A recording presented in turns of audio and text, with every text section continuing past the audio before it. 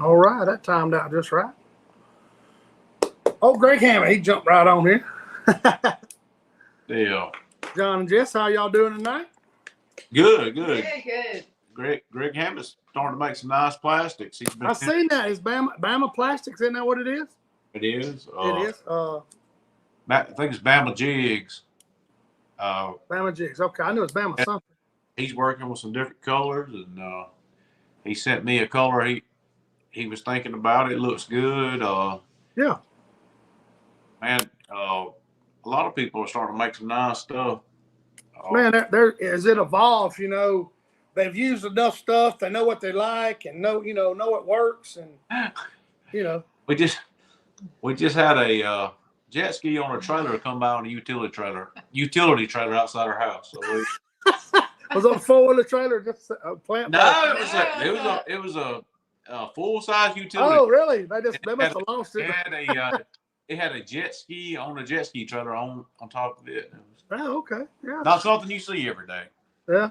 I seen a Honda Civic pulling a lawnmower with a rope one time downtown. Just, I don't know what. I didn't know what the heck was going on one time, but let's see, man. Done got hot again. You done let it get hot again on us. It's good to see that Bill Lolly is. We haven't heard much out of Bill Lolly lately. I know. I don't know if I think he got a new boat, but I ain't seen any pictures. I ain't seen any fishing pictures. I can't figure it. I mean, I was like, I'm ready.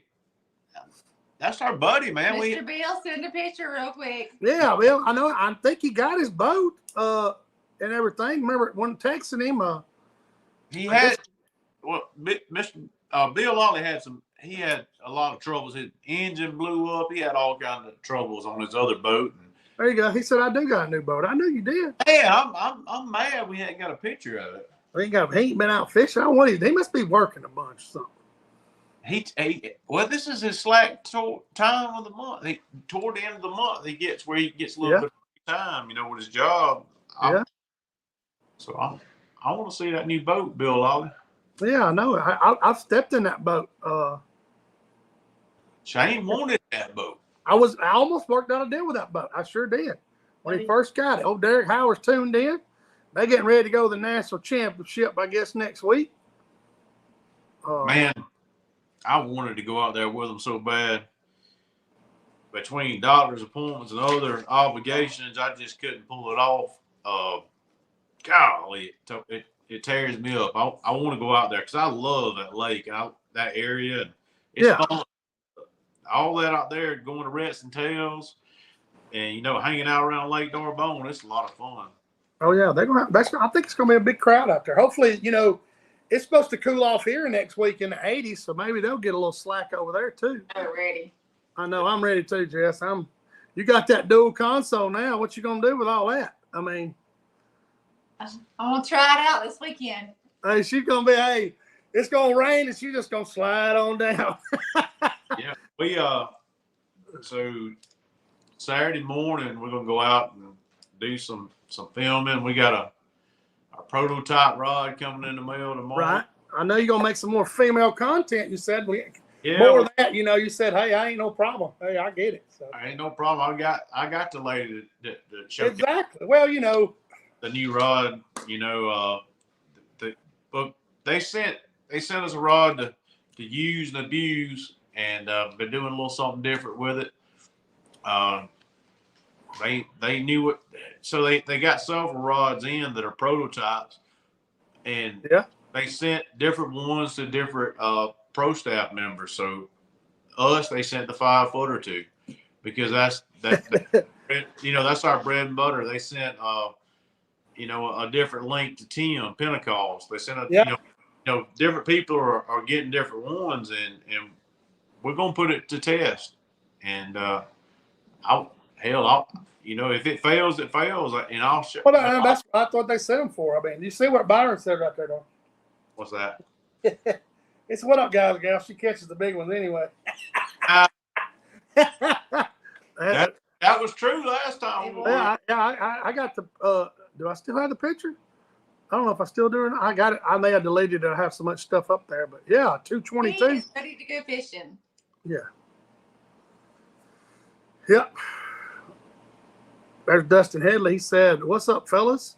CCCT represent. For your information, Lake Logan Martin, September 7th. Sign up from 5 a.m. to 6 a.m. I guess they're going to have a tournament. So that's good.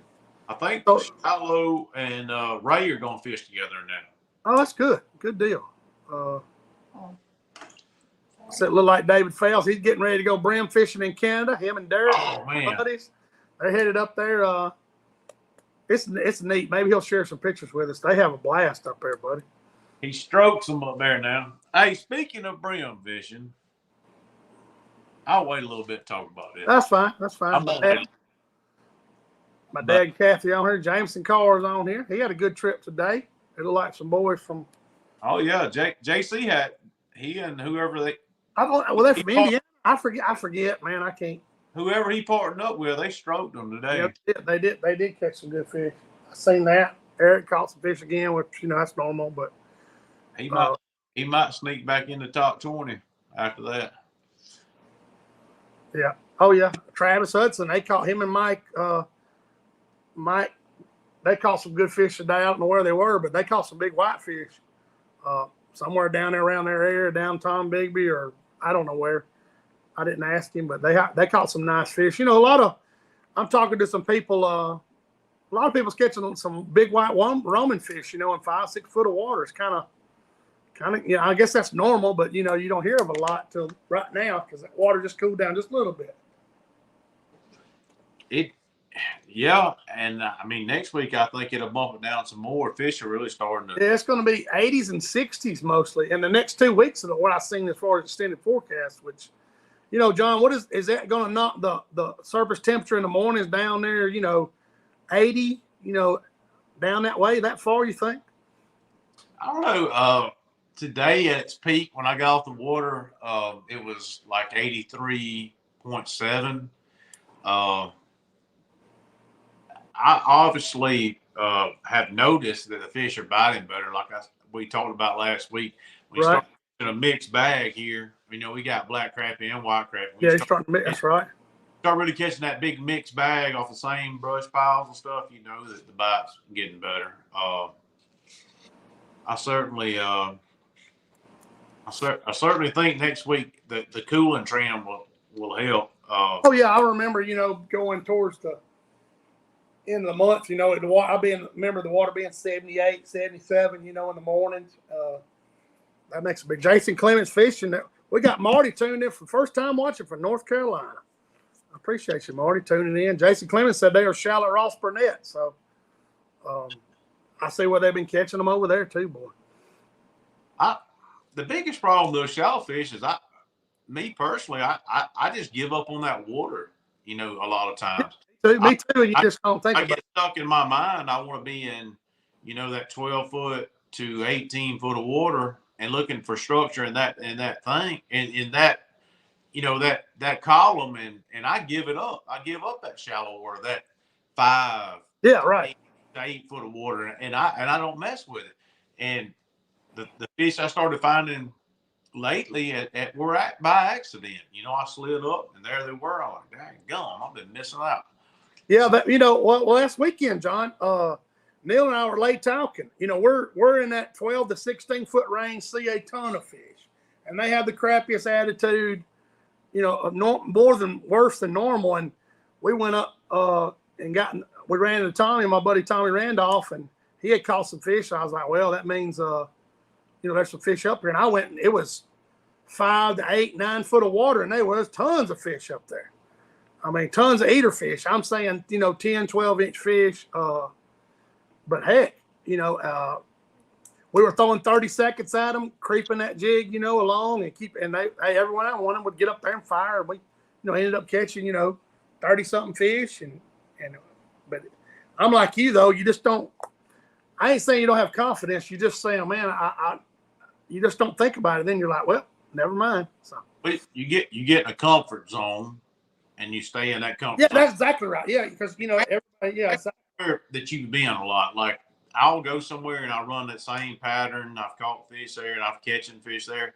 And sometimes, you just got to kind of slide out of your comfort zone and get up in that shallow water and do some, you might have a bad day in doing that, but you will learn a lot. Well, Shallow, he always tells me that's the first place he's going. He does. And, and he's told me that several times, and real successful, him and Tim, he goes shallow. He likes the long rod fish. And Aaron Knight, who's a very good fisherman, I've talked about it before. A lot of guys will start at the mouth of the creek and move their way in. Aaron, a lot of times, will start at the back of a creek and move his way.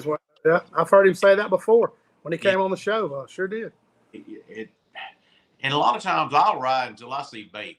Like I'm side imaging. When I start seeing a good concentration of bait, I'll stop and I'll start fishing. It's not necessarily the front, middle, or back of a just wherever the bait's located there. Yeah, or I'll come out of the channel and run up on a flat till I run into bait, and then I'll start fishing. Nowadays we don't necessarily have to be downwind or down current running back into stuff. We got good stuff at the back of our boat though. If you got power brakes, you can run and gun until you see fish and then stop on them. That's right. Yeah, I don't particularly pay attention to wind as much as I guess once you have those power brakes, and people don't realize it till they get on the boat with them, or rear trolling motors. Period. It's like James is saying. He said he's awful at chasing shallow water fish. Hey, those brakes, they make you look like a superstar, for sure. And so does that Ranger. It's just says so does that Ranger. Yeah, exactly. Well, I get, boat control is I don't know. It's kind of one of them things you and I take it for granted, because you do it so much, and it takes a while to learn it. So, you got to have patience. That's 100% right. Thank goodness. Trot's getting him the oil tricks. There you go, Trot. Now equipment's a big deal too, man. Don't get me wrong. An oil track's compared to a 4 tracks, or ain't nothing wrong with the 4 tracks, but when you start running these, he's been running a motor guide. Oh yeah, he told me that was one. He said I made a mistake. I don't know motor guide, but I remember him saying something about that. So good for you, James. Yeah, Marty agrees with us. Marty's running them on his boat. Those brakes on the rear, man. It's I talked to Ryan Willis. He went over there and seen Eric zooming around, and then he realized. He said, "Hey, man, I'm fixing that to get out there and get me some," because he knew it. And Travis makes a good point. Best time to learn with the roughest conditions. Nobody learns anything. You're exactly right. Yeah, that's when you need to be exactly right. Bad wind. Hey, in talking about power brakes, if you'll call and just mention CrappieKast, he'll give you, I think it's a 10% discount. Yeah, I think I've got a little discount. You just mentioned CrappieKast. He's going to get either my name or it. It knocks about $200, and it's $200 or a little over $200. I've heard. Last time I checked, it was like $250. Yeah, just mention us. Yeah, he takes care of all of us. So, but he's the only one with a breakaway system. That's what's got him in the market. Plus, he's a great guy. He's easy to deal with. Everybody I ever sent his way, he said, "Hey, he took care of me. I got him." So, he said, Jason Clemens said brakes are on the way. There you go. Hey, you'll know when you don't have them down, Jason, because you're going to be hitting that switch. But, oh, man, it really does help you cover some water. So I went out this morning and scanned forever. Yeah, I was gonna show you. Hey, look, let me show you what John sent me a picture, guys. He sent me a picture, and it looks like some type of war strategy map. I'm telling you, I didn't know. I was like, man, who put them contour lines on there? I want y'all to look. That line is his boat. Yeah, I was scanning. Look at that, guys. Those. Let me get rid of that comment. Hang on, where you can actually see it. Look at that. That's strategic as all get out right there. I was like, what kind of topographic are we looking at? But that red is where John traveled. Tell everybody what you were doing right here, John. Okay, so I've been out on the lake, and I kept noticing other people. I put out a lot of stuff, brush, trees, whatever. And I kept seeing more people. I was seeing more stuff. So I was like, you know what? I'm going on a seek and find mission. Seek and find. And so, you can see the grid pattern I'm running. I've got my side engine set at 85 feet out each side. So I'm overlapping. If you can tell, those red lines are where my boat ran. I see that. I'm searching every inch of that lake to find what people have put out. You see your boat on the far right side, right there. I scrolled over so everybody you could see where I'd been, and I found it too. Hey, thank you whoever started putting more stuff out. I found. Hey, they probably fished some stuff you put out. Yeah. Else, and they're just adding to it. And hey, that's a big deal, man. Yeah. So you can see my where I'm at up there in the north. In the top left. If you want to start from there, you can find it too. Shane shared my lat lawn, but I'm sorry. That's okay. But that's fine. I wasn't sitting on anything and really where the boat was in that picture. But if you want to go put in the work, go do it. Well, hey, and that's exactly what it is, John. That's work. But I mean, you told me when I was on the phone, you say, "Hey, I'm just looking around. I'm marking stuff. I got stuff to do." I think from like 6:30 to like 11:30, I scanned. Never casted. Yep. Well, I remember you saying one pile was loaded when I was on the phone with you. Yeah. Oh, I found some new stuff people have put out that were phenomenal. Yeah. That makes you feel good.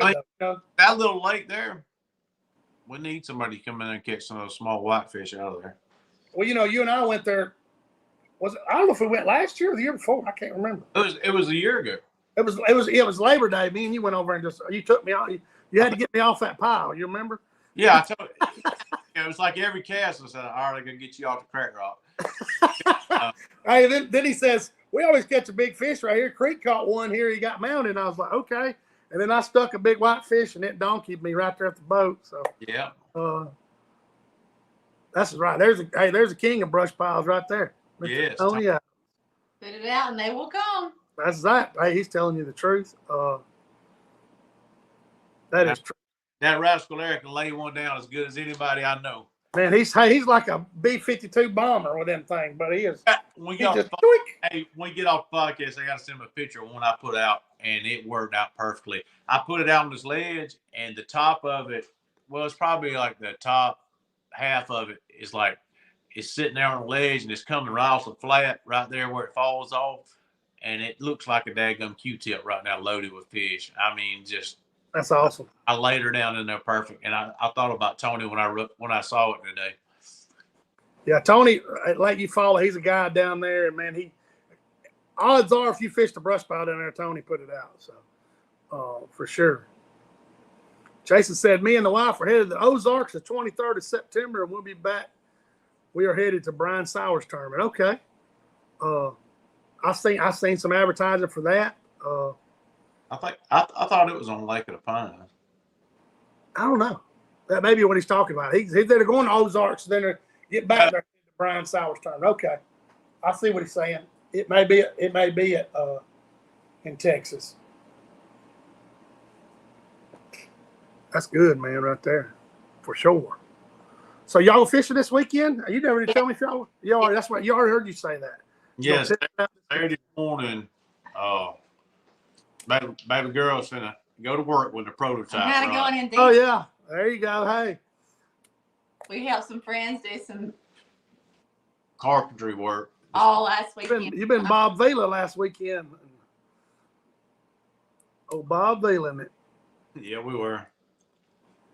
That's work, buddy. That's work.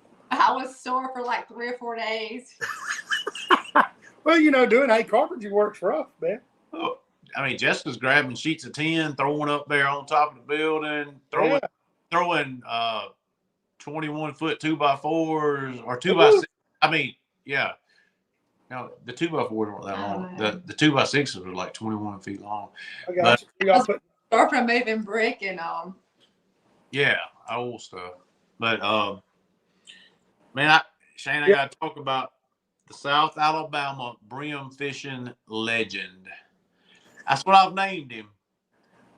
So down here, we got a South Alabama brim fishing legend, Goob from Andalusia Marine, but he is stroking the brim. I mean, the brim, the shell cracker are in trouble. He's fishing like 5 tubs of worms. He's wearing them out. He's on them, huh? Yes, I heard you talking about that. I've named old Goob the South Alabama brim fishing legend. Clinton's want to know that prototype. It is an outlaw pole. So it is, yeah. Okay. What length is it, John? Can you say? All right, it's gonna be a 5 and a 5/8, and they added some stuff to it. Okay. I don't know, make it different. So we're gonna see. Okay. Okay. You know, when you mess with a rod when they mess with a rod you already like, you don't know if you're gonna like it more or less. So we'll see. it was supposed to come in today. Tim got one of them today, and ours didn't come in. So it's gonna be in tomorrow. And I told Amos from Outlaw, I said, I really wish he would have come in today so I could use it tomorrow, because Saturday Jessica's gonna be wanting to use it, and I might not fish with it as much. But yeah, you're gonna get she's gonna be on the podium there, ready to go. Yeah. That's good. Are y'all going where you went today? Maybe, I don't know. You don't know? You ain't made up your mind? Yeah. Hey, I do need to talk about something pretty neat though. Go ahead. So people that are familiar with a stick steer boat, you drive it from the front with a stick steer or a wheel on the side. Andalusia Marine is making, I guess you'd call it a prototype boat. Yeah. It's wider at the front, so 2 people can fish from the very front of it. Still a stick steer boat, but it's going to have storage in the floor of it. I don't know if I've ever seen a crappie boat that's got storage in the floor of the boat. Like, you actually got latches in the floor of the boat that for storage. All kind of storage up the sides. What size boat you talking about with a dual seat? 20-foot boat. 20 foot? Yes. Wide as crap. You sat down in a little bit. Yeah, you still got the paw boat, but for it could be an active crappie fisherman. Right. Because the stick steering does handicap you because somebody's got to stand behind you or whatever. But no, they building it so 2 people can fish side by side from the very front of the boat. So you can run. You can run like this. You can fish up front. Okay. All right. So Thomas wants to know what the price range is of that thing, because hey, that's a neat boat. This is the first one, so buddy, I can't put a price range on you yet. But you can run from the front of that boat, shut your big motor down, and immediately be fishing. What size motor they running on it, James? Do you know? I don't know that yet, James, either. This is like I said, this is the first one they produced. So I guess there's nobody out there that's got, our lights are flashing here. I don't know if we got some bad weather going on or whatever, but anyway, nobody on the market has this. No, I remember you telling me about that a few months back. A 20-foot boat is going to tote a pretty good motor. Yeah. Oh man, and it's a custom boat. So you know how on those Gator Tracks boats, the live well or all the hatches don't leak. Same thing on this boat. Even the hatches in the floor. What brand boat is this going to be? It's going to be a Cobb's custom boat. Cobb's, they make them right there beside Andalusia, right? By Andalusia Marine. And those trailers are just like your trailer, right? Yeah, they're custom I-beam aluminum trailers.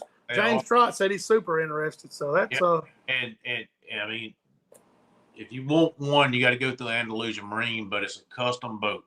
Man, hey, I'm telling you, people like James had knee replacing stuff that don't want to move around a lot. Hey, that's the trick to the stick steer, So I went over and checked it out. I'm like, oh my. I don't need to see that. All right, so I got to talk to them a little bit about the front of it, how people want to, if they're fishing for the front, they want to use as much front of the boat. So there it is. A lot of the issues with those those stick steer boats is you got trolling motor issues. You still are going to be able to use an oil Trex with this boat. Oh man, see, you're talking. That's the issue Shane run into with his boat was he had to go with a wireless foot pedal on it. Yes, because I had so much cable length, I didn't have to notch my drop down deck down, or come up with use a Garmin. That's exactly right. It made So this boat is special. Actually, Goob he's right there. He said, "I will rig that thing out any way you want." Yes. All right. So there he goes. Goob, when we get off here, Jonathan Grissett. That's who we nicknamed him, the South Alabama brim fishing legend. Okay. So he's going to be the actual one to rig the boat, the first one, the 20-footer, that stick steer boat that two people will fish out in front of. But anyway, we call him Goob. Good. The South Alabama brim fishing. How thick is this boat going to be? Is it going to be? You told me they're a little heavier gauge. Didn't you tell me? Oh yeah, it's built. Oh, you won't find one built. So it's kind of like a custom Prodigy or Gator Trax. It's got that feel to it, kind of.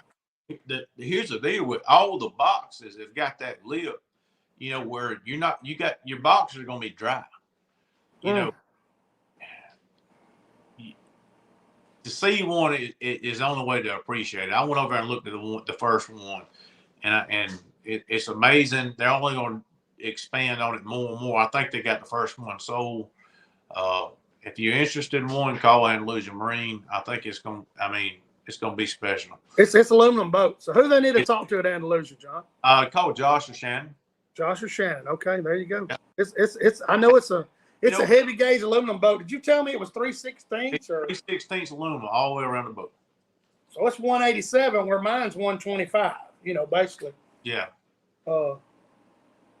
That's Hey, and the thing about it is they don't really have this model on the website yet. You can go and click and design that boat through the website. You can put everything you want on there, LED lights, anything you want, right there. There it is. And something goes on, it's right there. It's right in Andalusia. You can drive down there and say, "Hey man, this well's looking a little, whatever. What I need to do this." And that trailer's fine. Like your trailer, shoot. You can find finest in the country. What is that trailer? AW what? AMW. AMW. I keep getting dyslexic on it. I know Neil's told me about a million times. So. Well, they build those trailers down there because they're down there in Panama City with that salt. Right. Everybody's having trailer problems. They're like, "Oh, I need a new trailer." Boom, they'll build them a custom trailer right there on the ground. It's aluminum I-beam trailer, guys. And hey, it's fine, son. I'm glad you brought that up. There's a lot of people that are interested in something. Oh man, I think it's really going to ruffle some feathers because a lot of people want those boats when they get older where they can be inside the boat and fish. Well, they're building now. It's wide enough, and you're far enough up front. You can fish. Two people can fish from the front of the boat. Well, that's what's always handicapped them. I guided on one. A guy wanted me to set his electronics up, and they had to stand over me. So I had a friend. I worked in his welding shop when I was in high school, and I say a friend. He's older than I am, but his wife likes to fish too. Well, I took him out and set his electronics up, and I said, "Mr. Ken," I said, "I'm just going to be honest with you. Your wife's going to be in the front of the boat fishing. You got all this new electronics and stuff." I said, "I don't know how this is going to work out." Well, now he's got that boat for sale looking for something where he can fish up front. Right. So this is like a great option for him. It's probably one of the neatest boats you'll ever want. If it's 20 foot, that thing's got to be 70 inches up there, at least as wide as mine. Look, that song going. So they had the ultimate. Mine's 70 and a half, right, from gunnel to gunnel. Right. Yeah. They had the ultimate. It's another. Goob can answer this. I think it's like another foot wider than the ultimate was. So it's a sled, son. It did. If they put up to a 150 or something on that, I don't know how stick. It's a battleship. There you go. I don't know how big a motor can you stick steer? It's hydraulic. I guess it's unlimited. working out, trying to figure that out. I think it's going to be, like I said, it's going to be a game changer in the panfish world as far as people, that want something like that. Goob says it's exactly a foot wider than the Ultimate. I guess you can get online and see the Ultimate, and whatever it says, it's a foot wider. So that's right. The Ultimate wide is crap. Battleship for sure. Battleship. Good for him, man. Hey, I like new stuff like that, and like I said, the only thing that always handicapped those. He said this one's equipped with a 115 show. Hey, there you go. I think the transam's rated for way more than that. Okay. Well, hey, I guess they're producing the first one, and they're gonna go from there. Andalous Marine, Joshua Shannon. So, yep. I'm glad I fired some people up. There's two people, Thomas Fowler and James Trott, was like they were listening in. The biggest thing, I'm just glad that got it far enough up front that you could, still roll with that oil tracks. And, it's going to have 2 seats up front, and it's also going to have where you can sit in the middle too. And it's just going to be a lot of options on that boat. That's cool. Hey, them custom boats are nice. I priced a Prodigy before I bought mine, John, and by the time I got through with that thing, it was $83,000. I looked around. So hold on just a second. So, Shane, I know we discussed this before. When are we getting Big Ray on here? I don't know. If we had him lined up one time. I don't know. He's done. He's all over social media. So don't give me that lip where I can't. We don't want to hear that. I ain't gonna be on there, but we're gonna get Ray on here. We're gonna lock him down, Shane. I got you. We're gonna lock him down. He'll be guided before long. He's fixed to fish these tournaments. He's got the Ranger. I mean, he's all in. I don't know what the deal is. He's fishing one of the big dogs in the country, Shiloh, and the upcoming tournament. I mean, that's it. Hey, that's it. We might be crumbs in the bottom of the sack after this. There you go. He's right here. Look, see. See? We're gonna get him. I know Zeke and Chad, and they're from Power Breaks. Shannon called me. They want to come on the show one night, and I told him, line it up. Let me know. He said, Shannon called me. He goes, what I got to do to get them on there? I said, tell me when you want to come on there. Man, I'll be excited when Zeke comes on. Yeah, I told him, let me know. So, that's exactly what I told him. So. And we've also got a fisheries biologist who wants to come on. Yeah, we're gonna get him on here. We've got to we got all this stuff lined up, but a lot of times we'll let it slip by. Steve Coleman from Captain Coleman, he agreed to come on. I need to call him because man, him and his girlfriend was super nice. So. Oh, Jessica said, "Do I need to start a calendar?" Yes, you do. You do. Yes, you're the organized as far as that is. So that word. Yeah, that word. She usually like, hey, she'll raise her hand. We're like, yes. Get to this one, okay. So what was I going to ask you, John? So you got a prototype outlaw rod you're going to be using. Yeah. Got your standard Cast King reel you're going to run on, I'm sure. Yes. What line you gonna run on it? I'm gonna keep everything the same, Shane. I'm gonna run that 5-pound K9 braid. Right. If you want to weigh apples to apples or whatever, you want to keep it all. Okay. Yeah, I want to do everything the same. I want to throw a 16th ounce jig, and on the same one, I'll probably do this. I'll probably re-spool both of the reels, so everything will be the same. You see what smart, what race schedule. You saw it. Ray, we gonna get you, bud. Don't worry. Hey, I'll go down to the Lake and get his butt right there. Well, if I ever get invited again to Lake, we have hit the tender slope. Hey, I don't know when you can let the cat out of the bag on the prototype. I don't know. I guess whenever They tell you if they're gonna produce it or Yeah, not. whenever it's good, I mean, we'll have to get it. Say, hey, it's fishing good, and we like it. I mean, sometimes this might take, them sending a couple or so. Definitely want to fish with it. We want to say, hey, it's good, and not be good. I don't know what hat Ray's talking about. So when you wear that hat, you'll get an invite. I don't know what hat.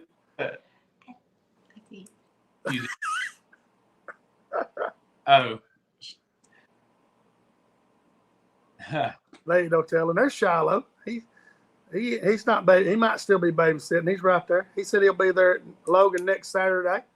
That's gonna be. Hey, I hope if anybody can catch him, he can. I'm sure it's gonna be tough. So, of course, it was close to the Wally last year. About right now, wasn't it? What's September the 22nd?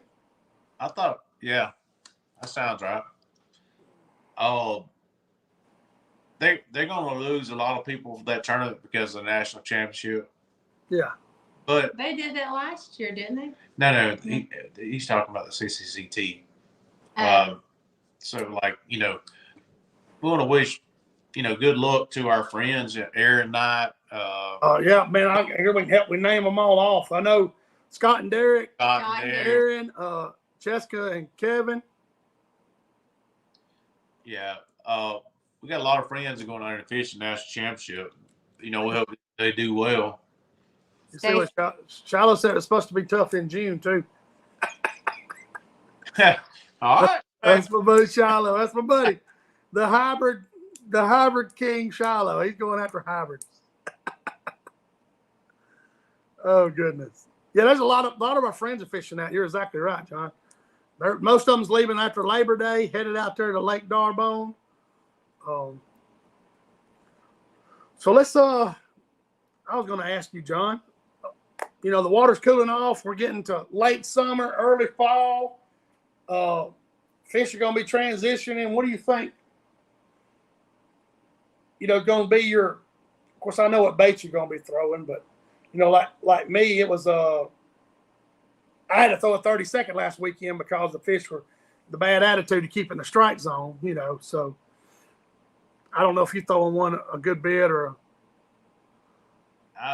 I'm just pretty much sticking on the 16. Right. I'm just going on the flats, looking for wood, off the channel or channel. I mean, there's still a lot of channel ledge stuff, but I'm getting off, off the channel ledges on the flats. That's where I'm having a look right now. Right. Well, that's we were on some points with the dinner channel swing. That's where we've had our success too. I'm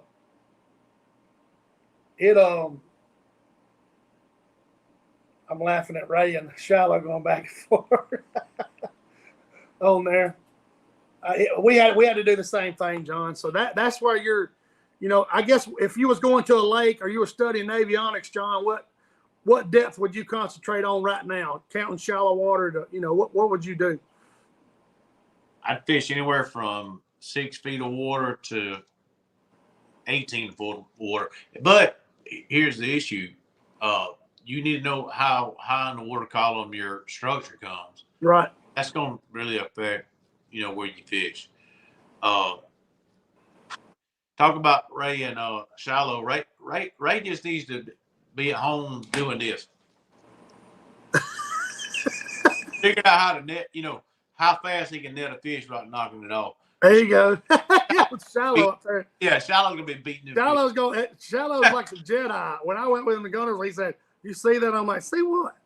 Oh, throw right here. I mean, he sees stuff before it. The biggest problem Ray's gonna have is like throwing the fish back. Shallow's gonna be like, "Hey, no, bud, we fishing in a tournament. You gonna keep the fish.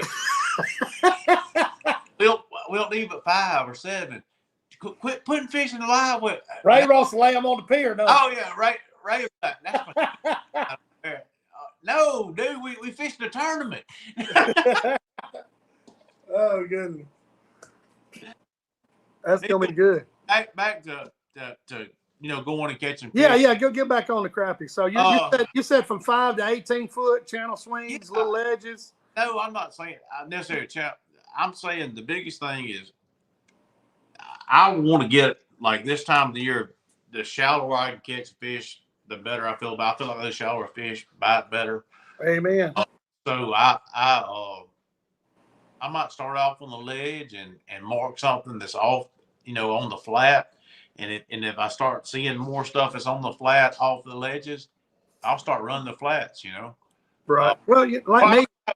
If I'm going somewhere, I'm going to have a game plan for to get there, and I'm going to try to execute it. And if I'm seeing fish and what I thought was right works, I'll keep doing that. But, sometimes you have to ditch that.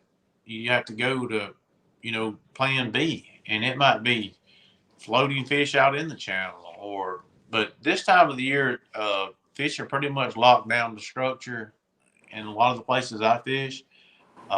And when you find them in a certain depth, then you usually can run it and just stay with it, whether it be 8 feet off bottom. It's not always necessarily a depth of water. It's the depth of that they're on structure. Right. Like 8 feet in Alabama right now is pretty popular. Well, like Neil and I, if we went back to Talcon in the morning, we're going straight to that shallow water. I mean, I just know the fish. That's a great question Chad asked. I know the fish are more active. There's a lot of bait there. The fish seem to be more aggressive in that shallow water. I don't know why, but I mean, that's just he's asking, why does shallow water fish bite better? I don't know. I really don't know, like a technical question, but I know they do. It makes you wonder if they've got more oxygen there and they're just like feeling better or what. I mean, like, I almost wonder if those fish down deeper or down there, they're just kind of more lethargic, kind of in like a little trance mode, where they're not really wanting to do anything. They just want to survive until they get to feeling better. Right. I mean, honestly, almost like in hibernation, because sometimes these warmer months, you can throw on those fish deep that you see, and you can't even get them to do anything. They won't even move out of the way of my jig, John. I bumped some of them literally. I mean, honestly, when I was fishing 14, 15 foot last weekend. I mean, you could throw an ounce jig down there and try to beat them in the face with it, and they won't even move. But in that shallow water brush, we were sitting there throwing across these fish. And every now and then you would time it just right, one would lean up and get it. I'm not saying every cast, but it might be the next cast or Neil's jig behind mine. One of them fish would pop up as that jig was coming over, and they're just running up and down that. They're real active. I mean, they're moving. They're running under that trunk, around that brush pile. But yeah, I think that'd be a great question for a biologist because I really don't know. I don't know. I agree with you 100%. So. We have got our guy lined up. We have just got to get him locked down on a date. Right. He said he would do it, but he had a bunch of stuff going on. That season opening and all that stuff. So. Yeah, and man, this guy is why I'm excited about him is he is like an enthusiastic fisherman. That's good. He's not just a fisheries biologist. He is a passionate fisherman. So it's going to be really exciting having him on here. And I think we'll get a lot of good content out of it. People will find out stuff, they've been wondering about fish. Well, yeah. What is the scientific reason this happens or that happens? Like I seen them talking on Facebook today that black crappie, how their meat sometimes has a yellow tint to it. And they were talking about it. I don't know the specifics of it, but it was neat because, black crappie do have a little yellow tint to their meat. You can't taste the difference between them, but you do see a different pigmentation to it in some places, especially down in Florida, that water it's clear, but it's got that, it's tannic. Tannic. Yeah. From the cypress trees and whatnot. Me and Neil were talking about that last weekend. And I was like, it's from the water. It makes it tannic. Yeah. Yeah. But it's I will say this now, those fish from like Talcon and Seminole, they got more oil in them. Oh yeah. And the reason I tell you how we can tell when we clean those fish, you can see more of a film on the fillets, in the sink when we're cleaning them. But and they do get fat too. God dog, they get fat. I mean, that one Jessica caught was that gum. I mean, it was that thick. you know. Did we talk about Creek getting more excited about fishing? I haven't known him. So I don't. So Well, I don't know that we went like really in depth about this. Go ahead. So we did the kids tournament. You know, Shane Yeah. he took a young man out. We took 2 young men out, younger boys out fishing, and our son was there. Well, I don't know that we went in depth about what happened after the fact. So our child, Creek is his name, Creek, Creek. A lot of people have heard us talk about him on here. He went with us to the kids tournament down there, and we had 2 little boys on the boat with us that, they don't, that one time they got to go fishing with us on the boat might have been the only time they get to go all year on a boat fishing. Right. And we told Creek before we went down there, we were like, hey, bud, these little boys, they don't always get to fish, so this will be something special for them. So don't come running up the front of the boat wanting, to root them out of the seat for fishing. Right. And he did a good job about that. and let me just say, those 2 boys like, well, come on, Creek, now it's your turn. Yes. They were so polite. That's good. They were good kids. A lot of good kids at that point. Yeah. So, we took them and we explained that to Creek and everything. And I don't know how to tell somebody this other than put your child in that situation when they get to see another kid enjoy something.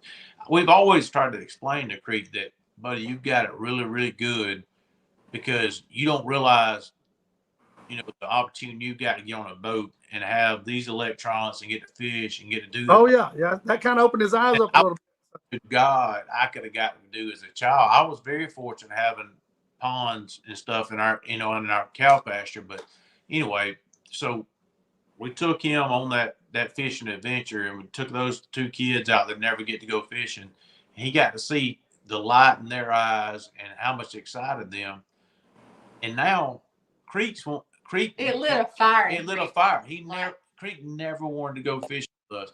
Now he's worrying us to go fishing. Well, that's like you said. You don't realize, you're like, hold on, I got this at the house. Yes. I got access to this 24/7. We got home. He went down to the sandbar here at the house and was just fishing, didn't catch anything.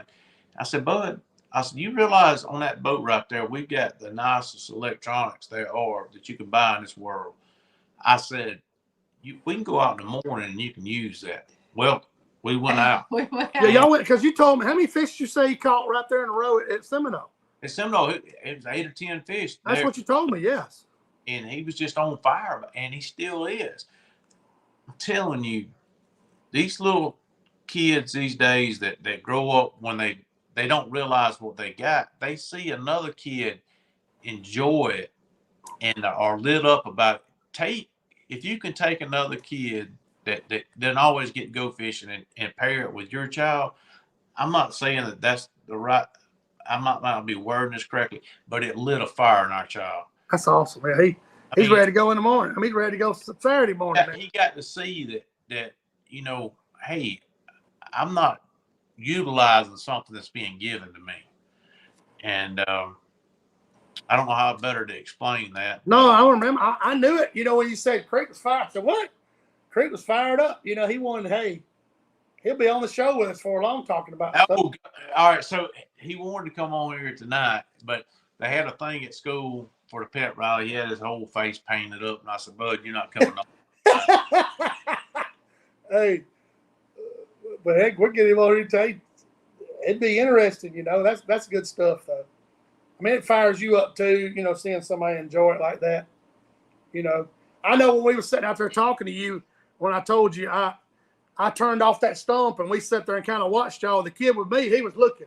Y'all caught them fish, he was like, hey, they were fired up, taking pictures of them, and that felt fun. It was a lot of fun. Man, taking any child that wants to go, that can't. Well, I mean, that not necessarily can't. Any child that wants to go and is excited about it, it excites us. We get excited. Yeah, and I get more excited about preparing, or I get more nervous about preparing for that than I do anything else. I want it to be a successful trip. Well, that's right. That's why, you know, we went out in that heat and tried to find some more fish. Yes. It was 100 degrees. Eating lunch and Shane's like, "Oh, we're gonna go back out." I was like, "Yes, I don't feel good about what I found." Yeah, we did. He was like, we did it. We went back out in 100 degrees, and we found what we was looking for actually that evening. So, yes, we did. I'm trying to remember, see if I got any questions in here. Hey, and just bouncing off that, next year, if you want to come and take some of those kids fishing. Oh yeah, we're really pushed that up for the rest of until next year. So next year, please, everybody be ready to take some of those kids fishing. It's amazing. Yeah. Yeah, BJ Richardson, buddy, you're preaching to the choir. He said, I've been out the last 2 weekends and found hundreds of fish on structure 20 foot of water. Can't get them to chase all the way to the boat, but turn away at the last moment. They never commit and try changing color, size. Hey, buddy, that's what we were just talking about, BJ. These deeper fish are kind of in a trance, just like they got a stomach ache. They're just not one. That's why we were talking about fishing shallow water. They're more aggressive, and we were just talking about that. They do give you. I spent all last weekend in 12 to 16 foot of water getting my feelings hurt, back and forth. And we finally went shallow and caught some fish, BJ. So, hey, everybody's dealing with that, buddy. Anybody that's crappie fish is dealing with it. So I just try to find some shallower fish or some fish that want to cooperate. Because sometimes those thousands of fish, hundreds of fish, you're better off finding 10, man, for sure. Hey, that's pretty neat what Clint Tyson said about he's a boat captain now, helping a middle school. There you go. That's another way to help right there, Oh, big time, yeah. Big time. Let's see what Terry Stewart's asking. My question, you think the live scope is that great? Fish lock 5 regular some days bad. Is it worth the money? Terry, I fish lock 5 a lot. That's where I started cutting my teeth with a live scope. It is a lot of money, and it is something, you have to put a lot of effort into learning. But once you learn it, Terry, John can add to it too. Once you learn to use that, it keeps you from fishing dead water, Terry. That's the key. It 100% keeps you from fishing dead water. When you can shine in the top or find on a ledge and see fish, and there's a chance they may be biting, especially the time of the year. John can go on and add to it, but it is worth the money, I promise you. It takes some of your unsuccessful trips and makes them successful. A lot of times it takes the skunk off the board. Well, you catch 20 fish, and you're like, okay, and when they line up, Terry, if they get on a hot brush pile or a stump, and sometimes you can just look at them and you can tell the way they're set up and acting. You're not gonna need to look at that live scope. You're just gonna throw down there and get your jig close, but it does give you the confidence. It's just like it just does. It really is worth it. The biggest thing is just you can move along when they're not there. You know what I'm saying? Right. You go in a creek, John, and you run 100, 200 yards of it and don't see any fish. You can cover water faster with it. At Lock 5, especially the shallow fish, you can turn in on the main river and look under one of them trees laying down on the main river, Terry, and see a cloud of fish or see a handful. And you're going to deal with a lot of fish, and you're going to deal with a lot of fish. You don't know what they are when you first. You're going to have to identify the fish. And then when you catch one, you can say, all right, that's a crappie. I need to identify what it looks like, what its size like. There's so much to learn. But, hey, it's fun learning. It's a learning curve, but it's fun. To me, it is. Oh, there's a guy asking about jig weights. Yeah, I've seen that. Where did I go back to? Andy. Yeah. Hey, y'all like heavy jig or use a weight? Andy, I like to use the lightest thing I can get away with. Amen. I'm a caster at heart. A lot of people that are using those long poles will use a heavy weight to get it down there with a real light jig. You can do that, but Jessica and I, we cast. And typically it's a 16th ounce jig unless we get some wind or some real deep conditions. We'll go to 8. But I just feel like you're more in control of your jig the lighter you can get away with. That's right. Well, you keep in the strike zone longer, Andy. That's what we were talking about. We got in that 8 foot of water was catching them 5 foot, and the 16th was just coming through there a little bit too fast. We had a little bit of wind, so we cut down to a 32nd and just crawled it over that cover and twitched it every now and then, and we started catching fish. So. And I got a trick now. Shane knows the trick. Oh yeah. If they get like that, I ain't ashamed of putting a cork above a jig, and I'll slow roll that daggum. Well, these fish are set up perfect for slip corks. I told Ryan Willis that. I thought of Ryan, thought of you. You know, those fish are clouded up. Matter of fact, I wish I'd have put it. I can shoot a jig and a cork just like I can a jig, and I'll put that cork on there, and I can roll it just as slow and stall that jig out. I'll set that cork perfect above it, and I'm gonna drive them crazy. Yeah, let me because the cork's gonna slow everything down, and you can just slow reel, and keep it at say the fish are only like 3 feet deep. I'll bust their butts. I'll take a screenshot of this and add it, and you can see what I'm talking about. The way these fish are set up on a brush pile, John will be ready to get a slip cork. You can still. That's why everybody's like, "Oh, cork, you gotta just throw it up." No, you can stall it out with it. Just slow roll it. That's right. I'm gonna add it on here, and you'll see these fish the way they're set up on this brush pile. Man, boy, Wiz, you better get out here with that bankhead blues. You better be talking about blue cats. I wish I was there at bankhead right now. You seen his live? He caught a big old hybrid, a big old whitefish right there by his place. I seen it on TikTok. There you go, John. Look at them fish set up right there. Oh yeah. That's in what is that in? I think it's 7.5 foot of water.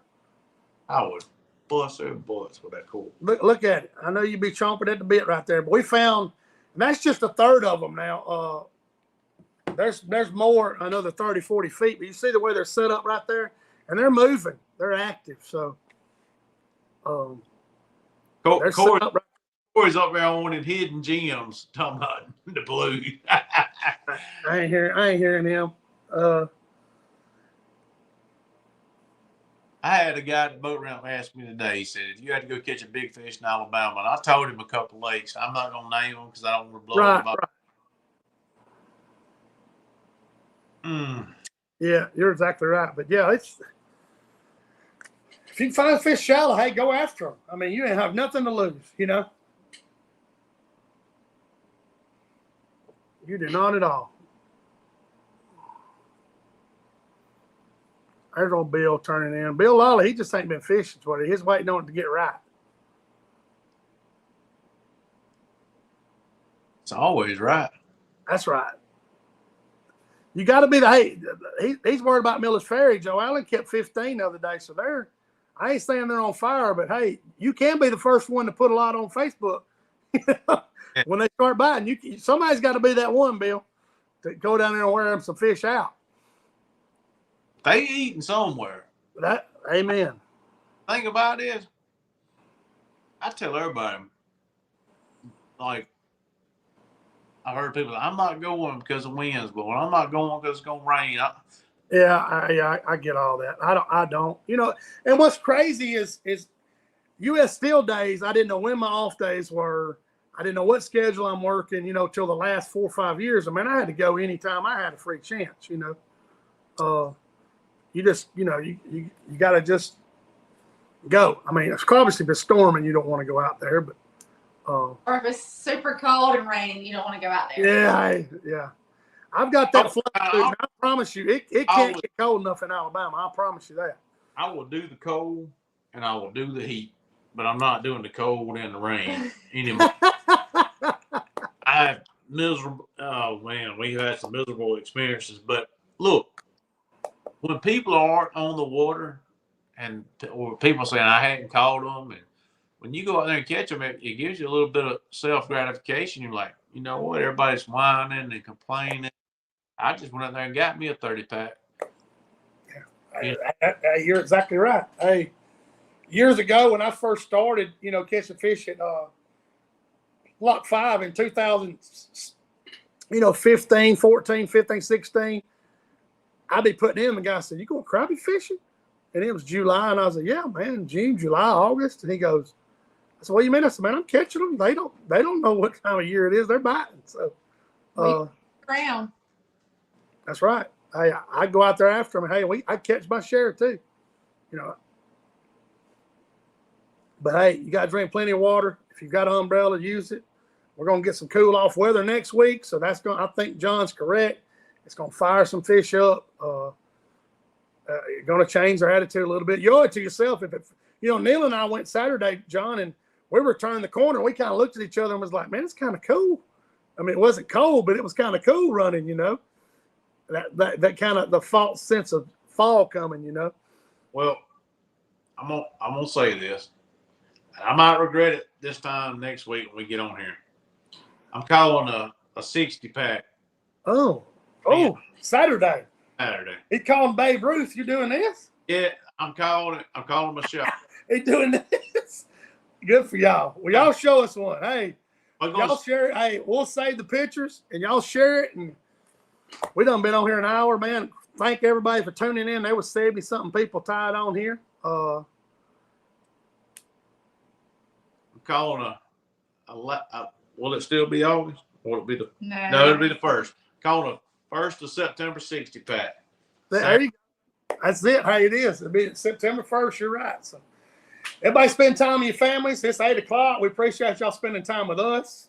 John, Jessica, as always, I appreciate y'all's help and everything y'all do for us. And Creek's fired up. Creek's got me fired up. So I'm going to try to go fishing one day this weekend for sure.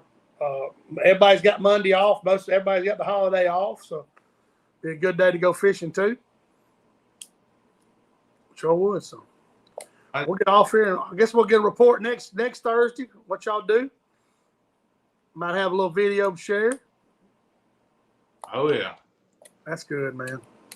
Well, y'all have a good night. Y'all kind of hang out when I cut this off. Everybody have a good night too. We'll be back next Thursday live at 7 o'clock. Hey, bring your questions on. I appreciate the questions y'all ask us. That kind of helps the show go along, and even some stuff y'all add, it helps expand everything on the show. So we appreciate y'all. So we'll see you next time. Y'all take care. Brandon, you take care. Chad, see you. Everybody have a safe holiday weekend. Enjoy it. Hey, man, be safe, and we'll see y'all next week. Thank y'all.